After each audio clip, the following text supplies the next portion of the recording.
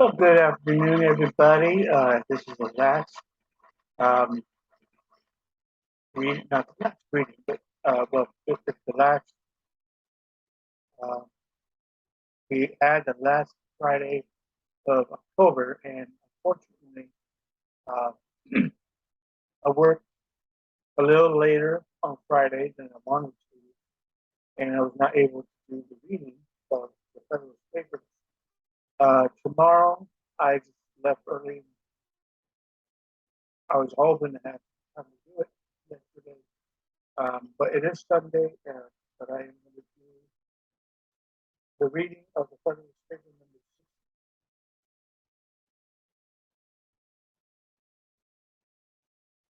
6. And it's possible, probably James Madison, where the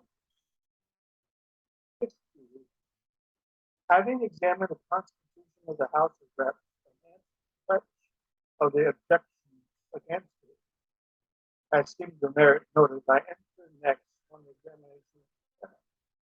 The heads into which this member of the government may be considered are 1.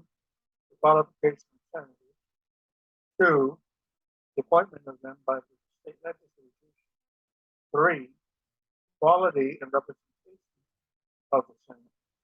4. The number of senators and the term for which they are to be elected. And 5. How is the best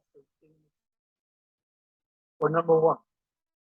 The qualifications proposed for senators as distinguished from those of reps consist in a more advanced age and a longer period of citizenship.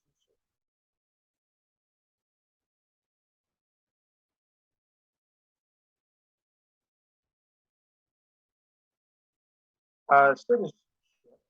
A senator must be 30 years of age at least, as a representative, and the former must have been a citizen 9 years, as 7 years are required for the latter. The propriety of these distinctions is explained by the nature of the senatorial statute, which, requiring greater extent of information and stability of character, requires at the same time that the senator should have reached a by most likely to supply those fees and which participate immediately in transactions with foreign nations ought to be exercised by none who are not thoroughly weaned when of free possessions and habits intimate with foreign birth and education. The term of 9 years appears to be a prudent mediocrity between a total exclusion of adopted citizens whose merits and talents may claim a share in the public confidence, and an indiscriminate and hasty admission of it, which might create a channel for foreign influence on the national council. 2. It is equally unnecessary to dilate on the appointment of legislators. Among the various modes which might have been devised for constituting this branch of the government, that which has been proposed by the convention is probably the most congenial to the public opinion. It is recommended by the double advantage of favor the select appointment and of giving to the state government such an agency in the formation of the federal government as must secure the authority of the foreman and may form a convenient between the two systems. Number 3, the equality of representatives in the Senate is another point which evidently the result of compromise between the opposite pretensions of the large and small states does not call for much discussion. If indeed it be right that among the people thoroughly incorporated into one nation, every district ought to have proportional share in the government, and that among independent and sovereign states, bound together by simple leagues and parties, however unequal in size, ought to have an equal share in the common councils, that does not appear to be without some reason that in a compound republic, partaking both both at the national excuse me, sorry, national and federal territory. The government ought to be founded on the mixture of the principles of propulsion and equal representation. But it is superfluous to try by the standards of part of the Constitution which is allowed in all to be the result, not the plea, but of a spirit of amity and that mutual deference and concession, which the peculiarity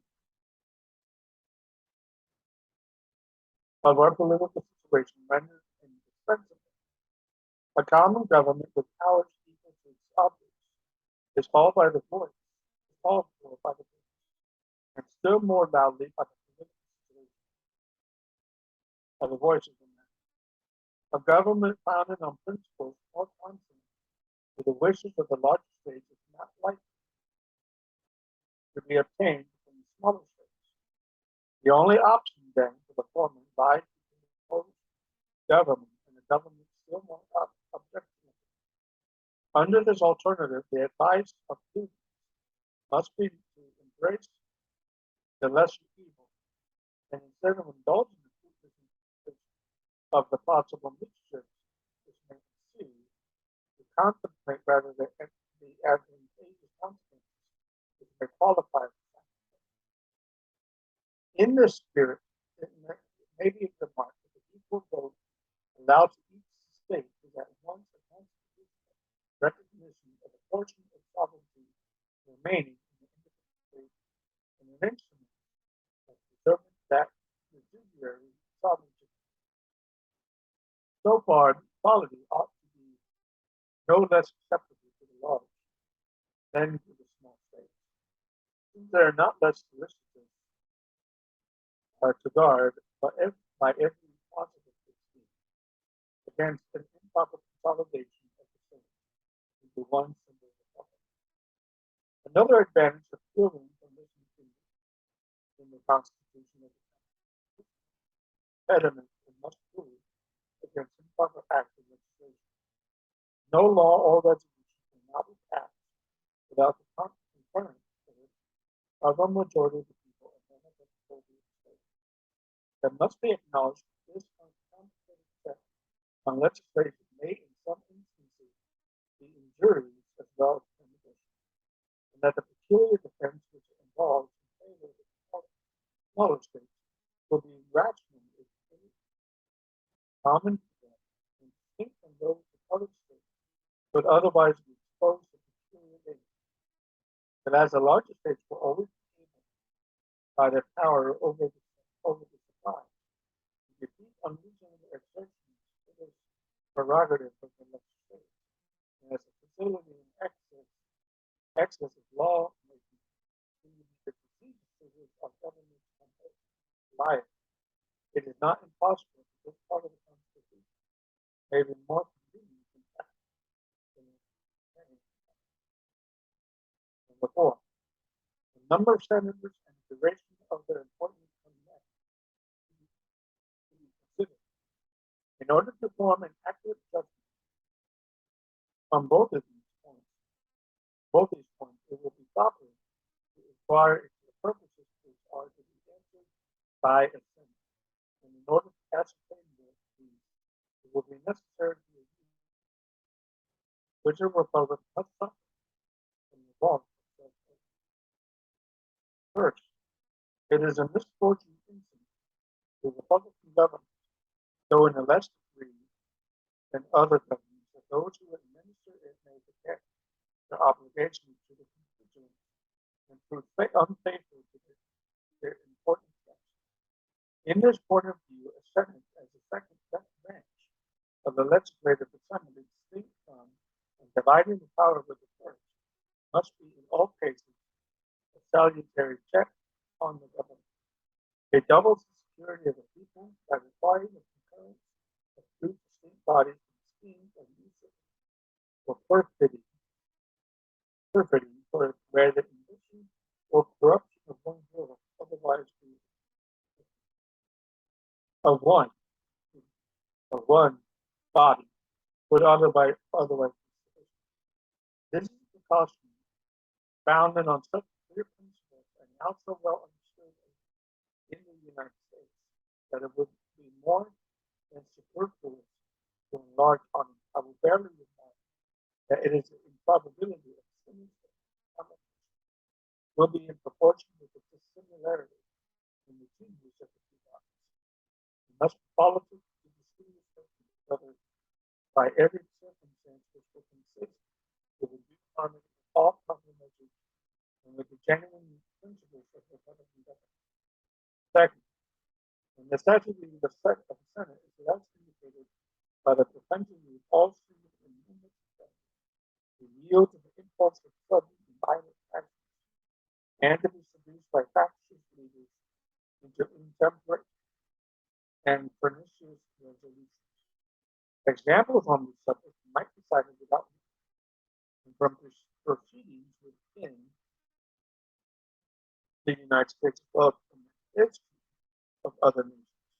But a position that will not be contradicted may not be preclude all that needs to be remarked is that a body which is to correct this infirmity ought itself to be free from it, and consequently ought to be less numerous.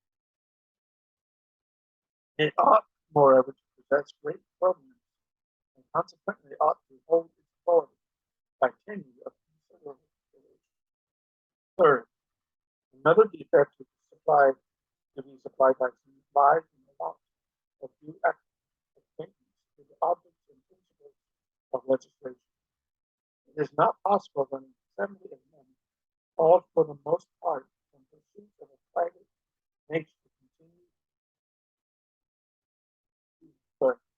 continue in appointment for a short time and led by no permanent motive to devote the universal public occupation to a study of the laws, the affairs, and the comprehensive interests of the people should, if left wholly to themselves, escape a variety of important errors in the exercise of the legislative session.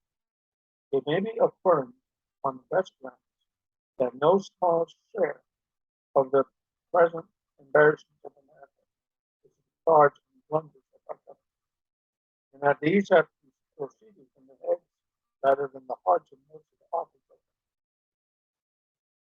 What, indeed, are all the repealing, explaining, and amending laws which fill and disgrace our voluminous codes of so many monuments of petition, which so many impeachments of liberty that each succeeds against each proceeding, so many admonitions to the people of the value of those aids which may be expected from a well-constituted Senate.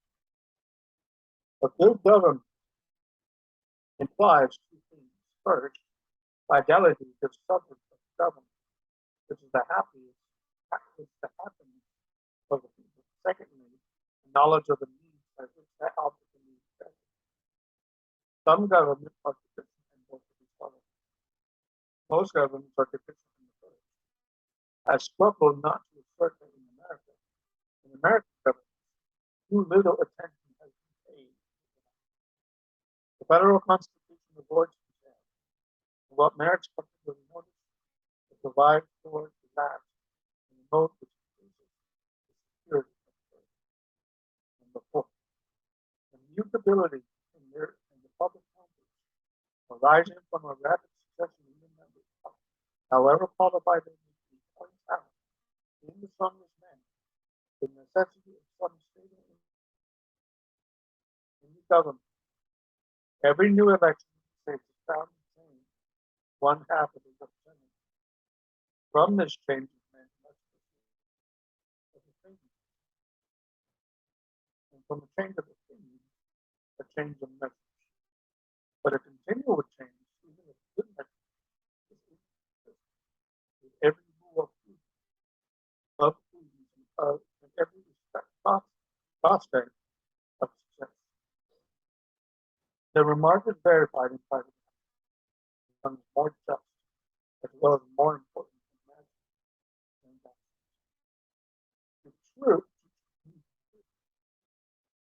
to trace the mischievous effects of a mutable government would fill a volume. I will hit a few only, each of which is source of innumerable evidence. In the first place, politics, respect, and confidence, and all the advantages connected to the natural. An individual who is observed to be, or perhaps to carry on his affairs without any plan at all, is marked at once by all prudence as a speedy victim to his own unsteadiness in thought. His more friendly neighbors may believe, but all will decline to connect their fortunes with it. Not a few will seize the opportunity of making their fortunes out of it. One nation is to another, or what individual is to another. With this melancholy distinction, perhaps the former is fewer of the benevolent emotions in the latter are under fewer restraints, also from taking overdue or undue advantage from in the suppression of each other. Every nation consequently whose affairs betray a want of wisdom and stability may calculate on every loss which can be sustained in the more systematic policy of their wiser needs. The best instruction on these and this subject is unhappily conveyed to America as an example of their own situation. She finds that she is held in no respect by her friends, that she is the derision of their enemies, and that she is a prey to every nation that has an interest in speculating on her fluctuating conscience. The internal effect of the mutable policy of still more calamity. It poisons the blessing of liberty itself. It will be of little avail to people if the laws are made of their own choice if the laws be so eliminated that they cannot be read or so incoherent. If they be repealed or revised before they are promulgated, or undergo such incessant changes that no man who knows what the law is today cares what it is now. Law is defined by the rule of culture. How can that be a rule? Another effect of public stability is the unreasonable it gives to the against the enterprise and the money few over the industrious, uninformed master people. Every new regulation concerning commerce or in any manner affecting the value of the different species of property presents a new problems to those who watch the change, trace its consequences, a harvest being not by themselves, but by the toil and care of the fellow citizens. This is the state of things in which there may be said with some truth that laws are made to be few. In another point of view, greatly results in unstable government. The want of confidence in the public counsels against every user of best the profit of incident of which may depend on the continuance of existing arrangements. What prudent coaches would add to his fortunes in any new branch of government, and he knows not but that his plans may be rendered unlawful before they can be executed. What farmer or manufacturer would lay himself out to the intelligence of any particular cultivation or subject, when he can have no assurance that his preparatory labors and advances will not render him a victim to an inconstant government. In a word, no greater improvement or laudable enterprise than the forward which requires the auspices of a steady system of national policy. But the most deplorable effect of all is that the of attachment and reverence which steals into the hearts of people towards the political system which betrays so many Americans from infirmity and disappoints so many of their flattering hopes. No government any more than an individual will no longer be respected without being truly respectable, nor be truly respectable without possessing a certain portion of order. And this will continue its most written possible.